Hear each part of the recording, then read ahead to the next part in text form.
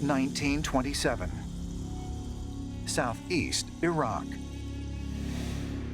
During advanced excavations at the ancient Mesopotamian city of Ur, British archaeologist Leonard Woolley discovers the remains of Queen Puabi. According to reports, the queen is found with an unusually large skull, similar to that possessed by some Egyptian pharaohs and mummies in Peru. For many ancient astronaut theorists, the queen's skull provides further evidence of mankind's extraterrestrial origins. The description of the queen was highly unusual. A head that was huge. She was not a normal human. She may not have been full Anunnaki. She could have been a hybrid. There is an effort underway to try to get genetic analysis of the bones. There are characteristics that allude to Anunnaki genes. This is what the Anunnaki supposedly looked like, with these cone head type skulls. So we would naturally think that she is one of the original Anunnaki, or certainly extraterrestrial human hybrid. What's of interest of Queen Puabi is that she's a first dynasty queen and/or priestess.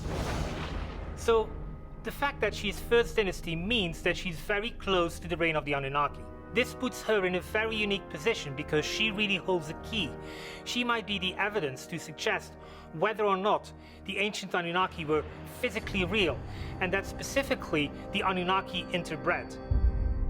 But if the unusual skulls found in Mesopotamia and elsewhere are really evidence of the Anunnaki's reign on Earth, might the legends about them descending from the sky also be true? And if so, might the same be said for other legends that describe similar beings found in ancient texts all over the world? Angels. The flying serpents of Central America. The star people of the Anasazi. The notion that otherworldly beings came to Earth from the heavens is one of the most common themes in ancient mythology and religion. Could the stories really have a basis in truth? If we go back and look into ancient history, we find stories that sound very, very similar. They're sort of all-powerful, magical, superior entities, and they come from above. When you go into mythology, when you go into the Star People tales, when you go into the Anunnaki, it is the sameness, the similarity around the planet that makes you say something has to be responsible for the same dreams, the same mythology, the same idea that life came from the stars. All across the world, we find stories of otherworldly or extraterrestrial beings coming to Earth and influencing humanity. This raises a question. Are there different races of beings coming from the stars and influencing all these cultures? Or is it possible that in fact it's one race of beings, the Anunnaki, who influenced all of these cultures and they told the story of the same beings? Mesopotamia means between rivers in Greek, referring to the Tigris and Euphrates rivers in what is today known as Iraq. There were 4 main kingdoms in Mesopotamia. Sumer was the oldest one, followed by the kingdom of Akkad, begun by Sargon I. After that, you have Babylonia and Assyria. And even though languages changed and people changed to some degree, the culture that was established by the Sumerians really continued throughout the lifetime of Mesopotamia. Ancient Sumeria in southern Mesopotamia is often cited as the most ancient civilization, even the first civilization.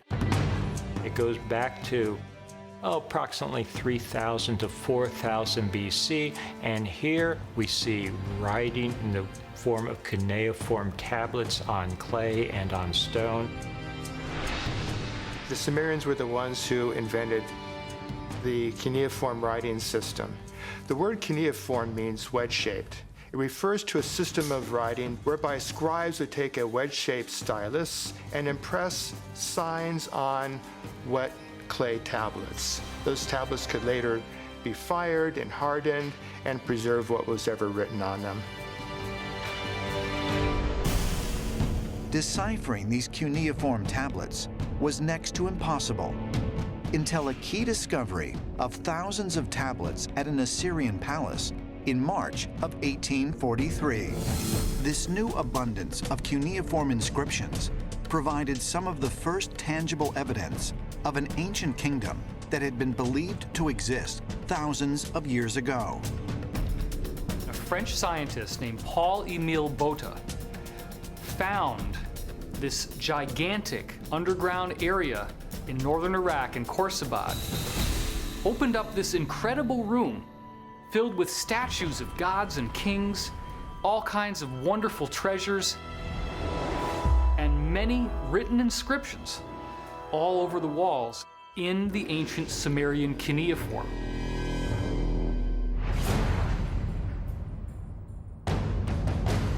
Within 10 years, archaeologists had also discovered the ruins of the legendary Sumerian capital city of Ur, home of the biblical figure Abraham.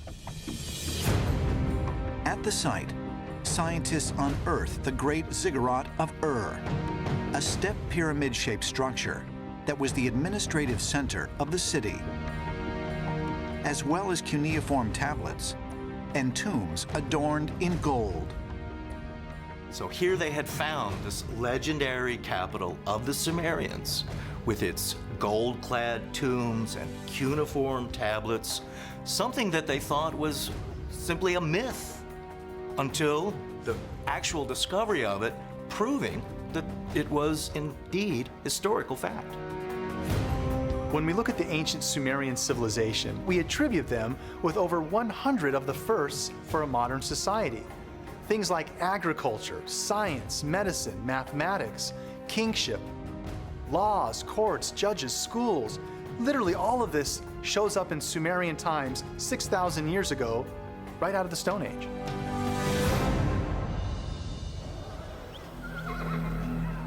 According to mainstream researchers, Ur was sacked by their warring neighbors, the Elamites, nearly 2,000 years BC. But some researchers believe the cuneiform texts reveal something much more than evidence of an ancient race.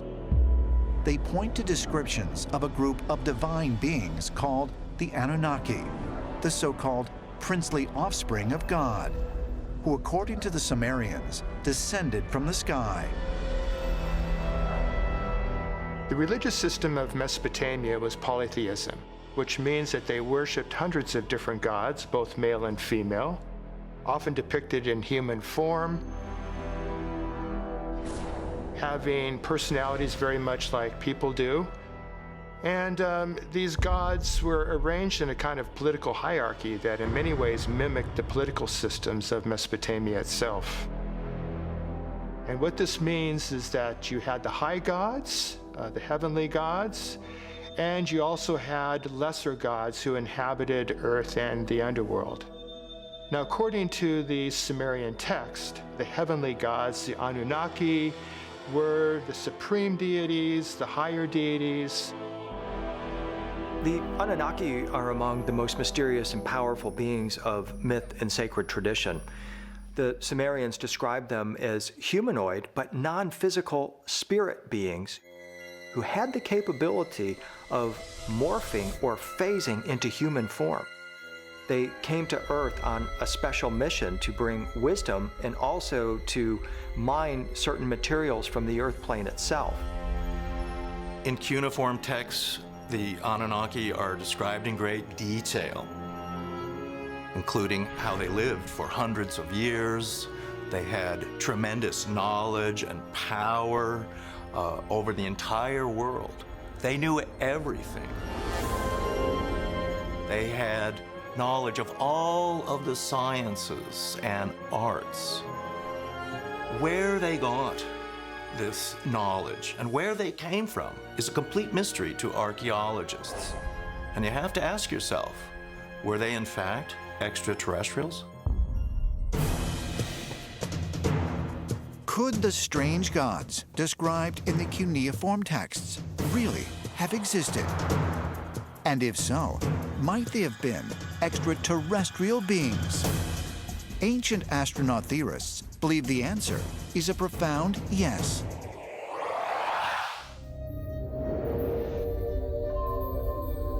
Gale Crater, Mars. August 6th, 2012.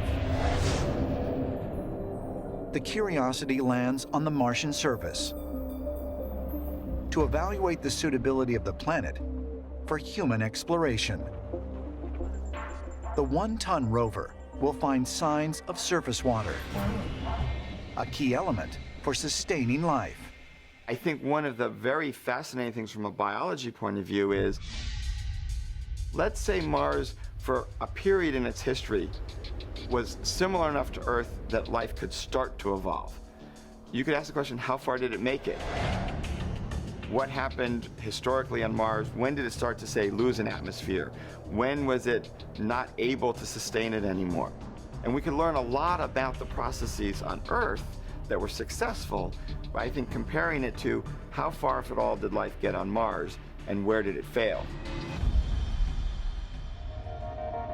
But is it possible, as some ancient astronaut theorists believe, that Curiosity's mission may also reveal evidence that the mysterious beings known as the Anunnaki also once inhabited Mars?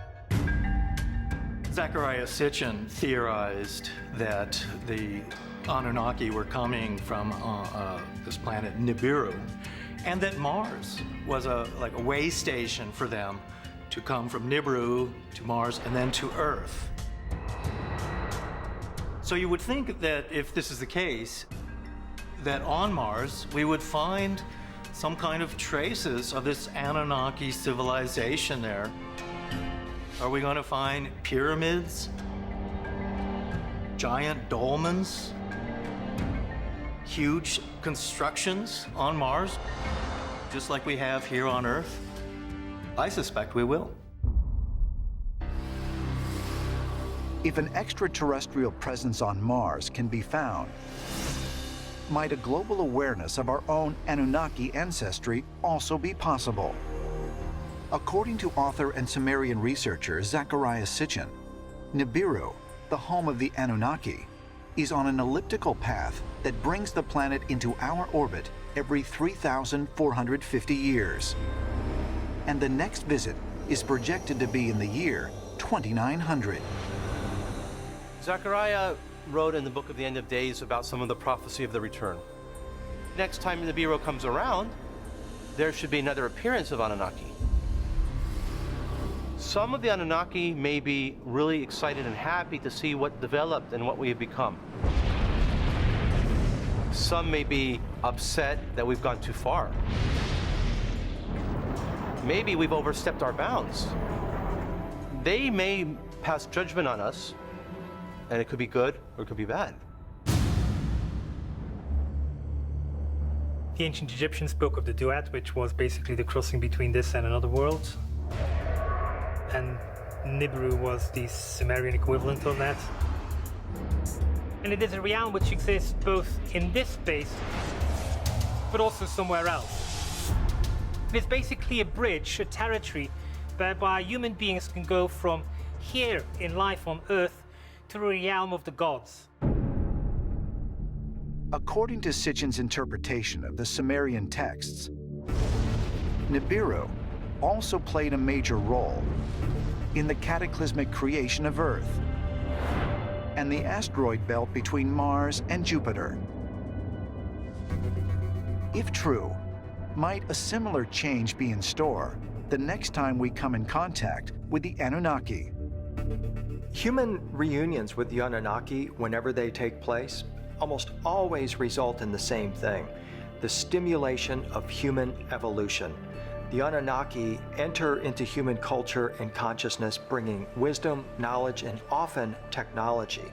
So when we see a mass return of the Anunnaki, based upon the past, we can expect that we will once again see new technology, new wisdom, and new ideas being seeded into human consciousness.